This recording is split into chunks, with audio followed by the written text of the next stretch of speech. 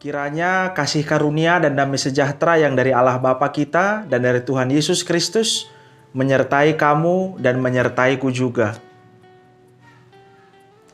Firman Tuhan pada hari ini kepada kita tertulis dalam Markus 9 ayat 37. Demikian pembacaan firman Tuhan.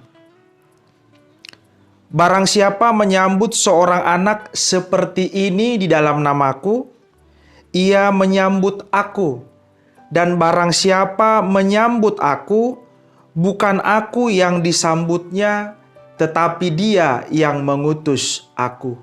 Demikian pembacaan firman Tuhan.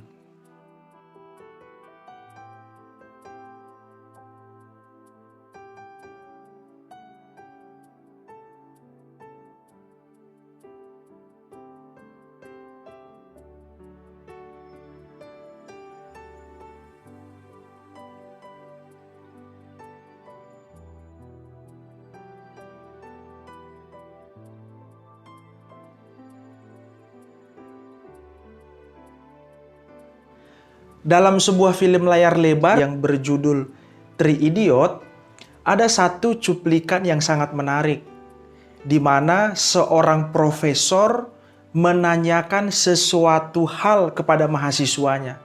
Pertanyaannya demikian, siapakah nama orang yang pertama kali menginjakkan kakinya ke bulan? Maka serentak para mahasiswa menjawab, Neil Armstrong. Lalu dosen tersebut menanyakan, siapakah yang kedua?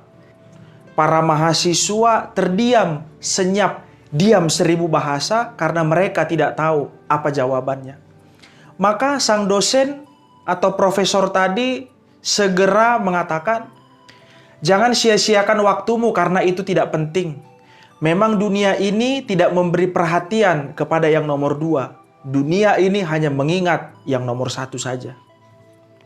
Secara umum, dunia ini mengajak, memacu, dan memicu kita untuk menjadi orang nomor 1.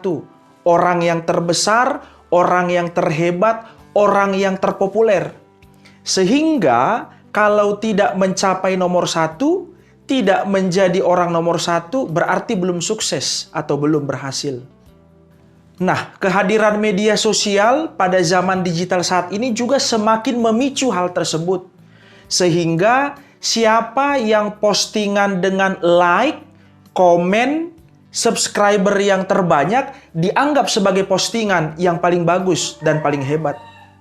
Seorang penulis buku yang bernama Dave Willis mengatakan demikian. Don't use social media to impress people. Use it to impact people. Yang dalam terjemahan bahasa Indonesianya kira-kira demikian.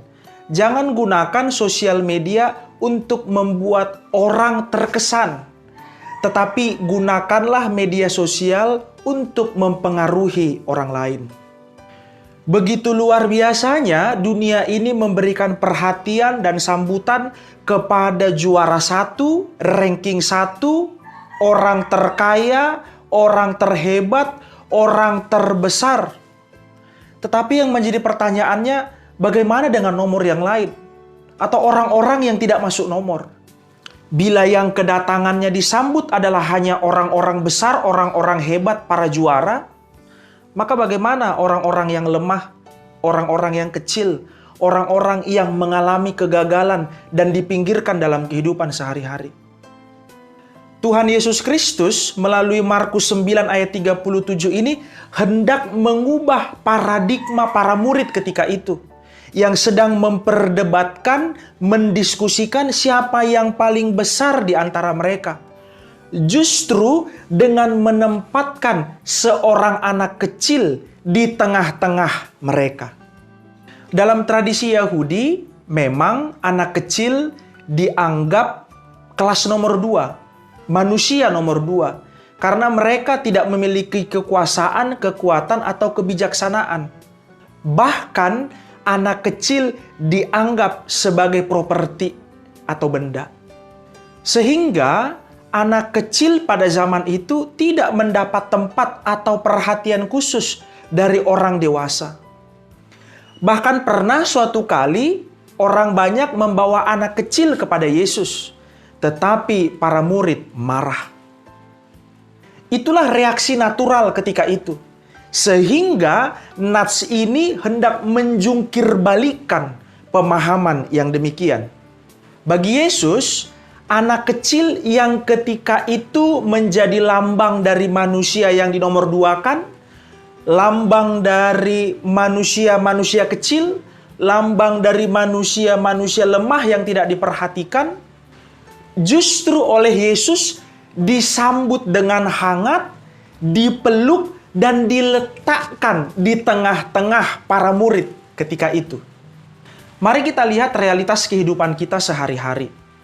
Bila si kaya, si hebat, si penting belum datang dalam suatu acara, maka seakan-akan pengundang dan para undangan yang sudah hadir mengatakan, nggak apa-apalah, kita tunggu saja dulu, baru acaranya kita mulai nanti. Tapi bila si miskin, si lemah, si gagal yang belum datang, maka akan segera terdengar, ya udahlah, acara kita mulai saja, mereka juga akan datang nanti menyusul.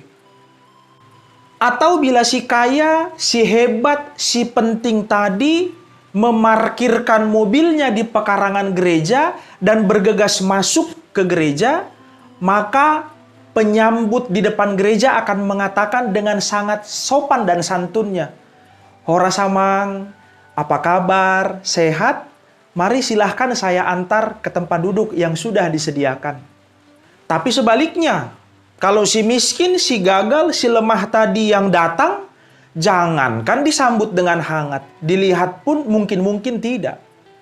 Di akhir ayat 37 ini Tuhan Yesus menegaskan, siapa yang menyambut anak kecil, menyambut orang yang lemah, menyambut orang yang terpinggirkan, menyambut orang yang terlupakan, sebenarnya ia sedang menyambut Tuhan Yesus dan juga menyambut Allah Bapa. Amin. Marilah kita berdoa. Terima kasih Tuhan karena Engkau mengingatkan kami bahwa kehadiran kami adalah kehadiran yang menyambut semua orang, terutama memberi perhatian yang khusus kepada yang lemah, terpinggirkan dan tak berdaya. Kuatkan kami Tuhan untuk melakukan kehendak-Mu. Amin.